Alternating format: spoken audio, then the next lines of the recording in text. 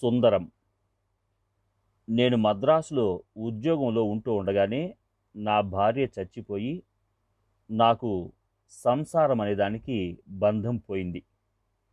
ఆ రోజుల్లోనే భగవాన్ సంగతి విన్నాను. ఈశ్వర సేవకే నా జీవితం వినియోగించాలనిపించింది. ఎప్పటినుంచో నాకు తెలియకుండానే ఆ కోర్కె రహస్యంగా పనిచేస్తోంది నాలో. ఉద్యోగం వదులుకొని భగవాన్ దగ్గరికి వచ్చేశాను. హాల్లో ఇద్దరు ముగ్గురున్నారు భగవాన్ దగ్గర. నేను కూర్చున్నాను. రాత్రి అయింది. తాను భోజనానికి లేస్తూ భగవాన్ నన్ను రమ్మన్నారు. రాత్రులు భోజనం చేయటం లేదన్నాను. చిన్నస్వామికి నా బంధువులు బాగా తెలుసు. మర్నాడే నాకేవో కాగితాలిచ్చి మద్రాసు పంపారు ఆయన వ్యవహారం పైన. అంటే నన్ను ఆశ్రమంలో ఒకరుగా చెప్పకుండానే చేర్చుకున్నారు. నేను తిరిగి వచ్చిన తర్వాత పుస్తకాల అమ్మకానికి, అది అయిన తరువాత ఆశ్రమంలో రాత పనులకి, తర్వాత వంటింట్లో సహాయానికి నియమించారు. అప్పుడు భగవాన్తో కలిసి పనిచేసే అదృష్టం కలిగింది నాకు. మొదటి నుంచి నేను ఆస్మా నుంచి బాధపడేవాణ్ణి. నేనేమీ అడగలేదు భగవాన్ని ఆ వ్యాధిని నయం చేయమని. భగవాన్ పచ్చడి రుబ్బి దగ్గర ఉన్నవారికి రుచి చూడమని కొంచెం కొంచెం చేతుల్లో పెట్టేవారు. దానినే అందరూ ప్రసాదం కింద తినేవారు. ఓసారి అట్లాగే నాకు పచ్చడి పెట్టి ఇదే మందు అన్నారు. ఆనాటితో నా ఆస్మా నయమైపోయింది. ఒకసారి భగవాన్తో ఫిర్యాదుగా అన్నాను, ఆశ్రమం భోజనంలో చాలా కారము, పొట్ట మండించే ఘాటు ద్రవాలు విస్తారంగా ఉంటాయేమి అని. ఆశ్రమంలో సాధకులకి సాత్విక ఆహారం ఉంటాయేమి అని. ఆశ్రమంలో సాధకులకి సాత్విక ఆహారం ముఖ్యం కదా, ఇదేమిటి ఇక్కడ భోజనం ఇట్లా మండిపోతుందేం అని. దానికి భగవాన్, ఉత్తర హిందుస్థానంలో ముఖ్యంగా వాళ్ళు చక్కెర, పాలు, గోధుమ, నెయ్యి మొదలైనవి తింటారు. ప్రజలు సాత్వికంగా ఉన్నారా? ఎప్పుడూ అక్కడ తగాదాలు, హత్యలు వింటాం. తంజావూరు ఆ వైపున ఇంకా కారం తింటారు. అక్కడి ప్రజలు శాంతంగా ఉంటారు. ఏమంటారు? అంతేకాదు, ఈ ఆశ్రమం సాధకులకే కాదు, నన్ను చూడవచ్చే ప్రజలకు కూడా ఈ భోజనమే కదా. అందరికీ రుచించేట్టుగా ఉండాలి. ఏ రుచి లేకుండా చప్పగా ఉంటే వారికి సహించక ఇబ్బంది పడతారు. కారం ఎక్కువ అనుకునేవారు పల్చగా కలుపుకోవచ్చు అన్నారు.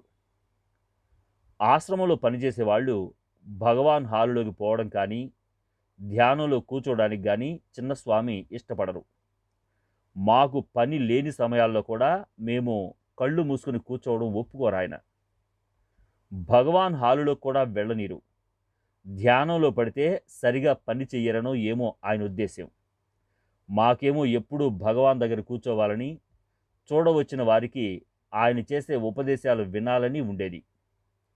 ఒకవేళ మేము తప్పించుకొని భగవాన్ హాలులో కూర్చుంటే వెంటనే పిలిపించేవారు చిన్నస్వామి.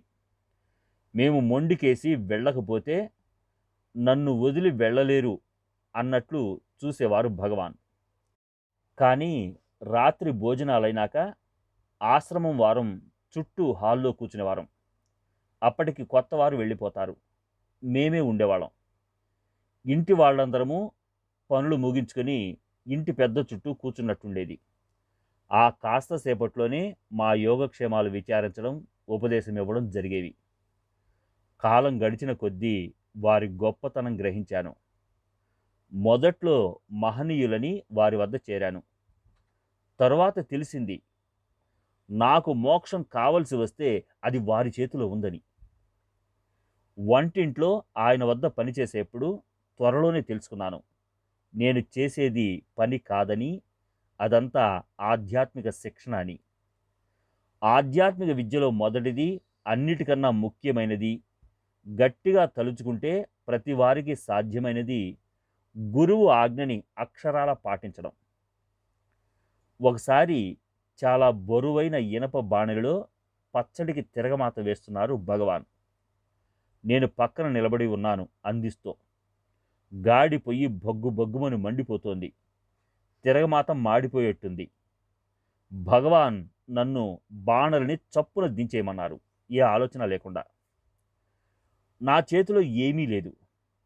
కాగే బాణలని గట్టిగా పట్టుకుని నా బలం అంతటితోనూ ఎత్తి కింద పెట్టాను. వేడిని పట్టుకున్నాననే ఆశ్చర్యమూ రాలేదు నాకు. కొంచెం కూడా వేడి అని తెలియలేదు. తర్వాత ఎప్పుడో ఆశ్చర్యం వేసింది, ఎట్లా దింపాను అని. గురువును విశ్వసించి వారి ఆజ్ఞ ప్రకారం నిప్పులో దూకినా సిగ పువ్వు వాడదు కదా అనుకున్నాను. మహమ్మదీయులు పీర్లు పట్టుకుని నిప్పుల్లోకి దిగడం కానీ, సీత అగ్నిలో ఉరికి కాలకుండా బయటికి రావడం కానీ ఆశ్చర్యం ఏముంది? చాద్విక్ గారికి జ్వరంగా ఉంది. ఆయనకి ఎట్లా ఉంది అని అడిగారు భగవాన్. ఇవాళ ఆయన దగ్గరికి వెళ్ళలేదు. నిన్న సాయంత్రం జ్వరంగా ఉంది అన్నాను. వెళ్ళి చూసిరా, ఇన్ని వేల మైళ్ళ దూరం, తన దేశం కాని దేశంలో మనని నమ్మి మనం తనవారమని కదా ఉన్నారు. మనం ఎంత జాగ్రత్తగా చూడాలి అన్నారు. వెంటనే వెళ్ళి చూశాను. ఆయనకు జ్వరం లేదు. నేను కొన్నాళ్ళు భగవాన్కి భోజనం వడ్డించేవాణ్ణి. ఆయనకు వడ్డించడం మెలకువలు తెలుసుకుని జాగ్రత్తగా వడ్డించేవాణ్ణి. అయినా కోప్పడేవారు. చూడు, ఇది ఎంత వడ్డించావు, ఎందుకింత అనేవారు. నేను ఎక్కువ వడ్డించినప్పుడు కూడా నాకని ఇంత ఎక్కువ వేశావు, తక్కిన వారికన్నా నాకెందుకు అనేవారు. పక్కన కూర్చున్న దేవరాజ్ మొదలయార్ మొదలైన వాళ్ళు, లేదే మీకేమీ ఎక్కువ వడ్డించలేదే అన్నా కూడా భగవాన్ ఊరుకునేవారు కాదు. లేదు లేదు, వాడి అహం వేస్తోంది అనేవారు చాలా కోపంగా. అట్లా ఎందుకు నన్ను అంటున్నారో నాకు తెలియకపోయినా ఆ కోపం ఒక ఆశీర్వచనంగానే తీసుకునేవాడిని. రాత్రి మిగిలిపోయిన పదార్థాలు మర్నాడు ఉపయోగించడము, పొద్దున్నే వారు రాకముందే భగవాన్ వాటిని పొయ్యి మీద పెట్టడము వంటింట్లో పనిచేసే స్త్రీలకి అభ్యంతరంగా ఉండేది. కానీ వారినేమీ లక్ష్య పెట్టకుండా ఆ సంగతి తనకు తెలియనట్టే భగవాన్ ఏదీ వృధా చేయకుండా ఉపయోగపరిచేవారు. క్రమంగా వారి గోల ఎక్కువైంది. ఒకరోజు చిన్నస్వామి కొడుకు ఇంట్లో పుణ్యవాచనం జరుగుతుంది. ఆనాడు భగవాన్ ఆ స్త్రీలతో, మీరు వంటింటికి పుణ్యవాచనం చేయించుకోండి, నేను వెళుతున్నాను అని వంటింట్లోంచి వెళ్ళిపోయారు. మళ్ళీ వంటింటికి రాలేదు, వంట చెప్పలేదు. ప్రతిదినం ఎవరో వెళ్ళి ఏం వంట చేస్తారో చెప్పేవారు. వారు దానికి సరి సరి అనేవారు. ప్రతి వారికి భగవాన్ సాక్షాత్తు ఈశ్వరుడనే విశ్వాసమే, కానీ ఈశ్వరుడే వారి ఆచారాలకు విరుద్ధంగా చేస్తే ఈశ్వరుడి కన్నా ఆచారాలే ఎక్కువవుతాయి. ఆ ముందు రోజు వండిన పదార్థాలు ఉపయోగపడి తీరాలనే పిసినారితనం ఆయనకి పట్టిందా? మా ఆచారాలకు విరుద్ధంగా చేసి మమ్మల్ని నొప్పించడం కరుణామయుడి ఉద్దేశమా? ఆచారం అనే ఇరుకు నుంచి తప్పించడానికే కదా వారు ఆ విధంగా చేసింది. Man was not made for the Sabbath. Sabbath కోసం మనిషి తయారు కాలేదు. ఒకసారి సాంబారులో కంద ముక్కలు ఉడకలేదు. వంటింటి వారు భయపడ్డారు. ఉడకనప్పుడు భగవాన్తో చెబితే చాలు ఉడుకుతాయి అని ఎన్ని నిదర్శనాల వల్ల తెలియజేశారో భగవాన్. కానీ మానవుడి అహం అడ్డం.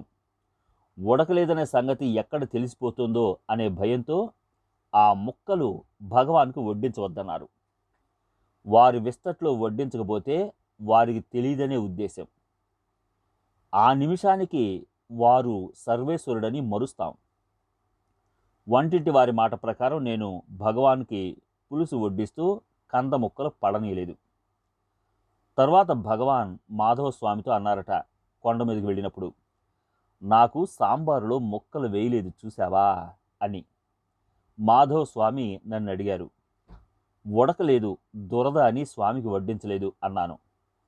తర్వాత భగవాన్ అన్నారు, తక్కిన వారికి దురద ముక్కలు వడ్డించవచ్చునా, అది న్యాయమైన పనేనా అని. ఒకసారి చంద్రగ్రహణం. సాయంత్రం 5:30 గంటలకే భోజనాల గంట కొట్టారు. భోజనాలు గ్రహణానికి ముందే తినాలని. ఆ సంగతి ముందే భగవాన్తో చెప్పలేదు. అందరూ వెళ్ళి కూర్చున్నారు విస్తళ్ళ ముందు. ఆ గంట ఏమట అని అడిగారు భగవాన్. గ్రహణానికి అని చెప్పారు. విని అట్లాగా అని ఊరుకున్నారు. భగవాన్ భోజనానికి లేవలేదు. భోజనానికి పిలిస్తే వినిపించుకోలేదు. చూసి చూసి ఎవరో 2-3 తప్ప మిగిలిన వారు భోజనం చేయకుండానే లేచి వచ్చారు. భోజనానికి మామూలుగా గంట కొట్టే సమయానికి 7:30కి భగవాన్ గడియారం చూశారు. కానీ ఎవరూ మాట్లాడలేదు. వారిని ఎవరూ పిలవలేదు. గంట కొట్టలేదు. గ్రహణం అయిపోయింది. 9:30కి భోజనానికి గంట కొట్టారు. భగవాన్ లేవలేదు. అందరూ వెళ్ళి భోజనం చేశారు. భగవాన్కి ఆ రాత్రి భోజనం లేదు. హృదయం ఉన్నవాళ్ళు భగవాన్ భోజనం చేయలేదు, భగవాన్ భోజనం చేయలేదు అని గొడవ పడుతున్నారు. ఎప్పుడు చిన్నస్వామి భగవాన్కి లోకం సంగతులు ఏం తెలుసు అన్నట్టుండేవాడు. ఆశ్రమాన్ని నడిపించవలసిన భారం తనదని, భగవాన్కేమీ తెలియదని. భగవాన్ భోజనం చేస్తుండగా ఒకరు తమ విస్తట్లోంచి కొంచెం ప్రసాదం పెట్టండి అని. దానికి భగవాన్, మీకు ఇస్తే తక్కిన వారు అడుగుతారు, అందరికీ పెడితే తినడానికి నాకేం మిగులుతుంది అన్నారు. ఆశ్రమానికి వచ్చిన మనుష్యులు వెంటనే వెళ్ళకపోవడము, ఆశ్రమం వారు వెళ్ళమని చెప్పవలసి రావడం, మనుషుల గొప్పలను బట్టి సదుపాయాలు మారటం, కులాల కలతలు ఎక్కువైనాయి. ఒకసారి భగవాన్ అన్నారు, అసలు ఈ భోజనాలు వడ్డించడం అనేది మానేసి సాంబారు, పెరుగన్నం పొట్లాలు కట్టి ఒక్కొక్కరికే ఇస్తే ఏ గొడవ ఉండదు. భగవాన్ కోసం కాక భోజనానికి, దాని రుచికి మనుషులు చేరుతున్నారనే ఘోష ఉండదు. ఆ పొట్లాలు తింటే భోజనానికి, రుచికి ఆశించరు. భగవాన్ కోసం వచ్చిన వారే ఉండిపోతారు. ఇక పొండి అని మనుషుల్ని పంపవలసిన అవసరమూ ఉండదు. కానీ ఆశ్రమాధికారులు అంగీకరించలేదు. ఆ పొట్లాలు తిని పైగా ఆశ్రమానికి డబ్బు ఎవరు చెల్లించుకుంటారు?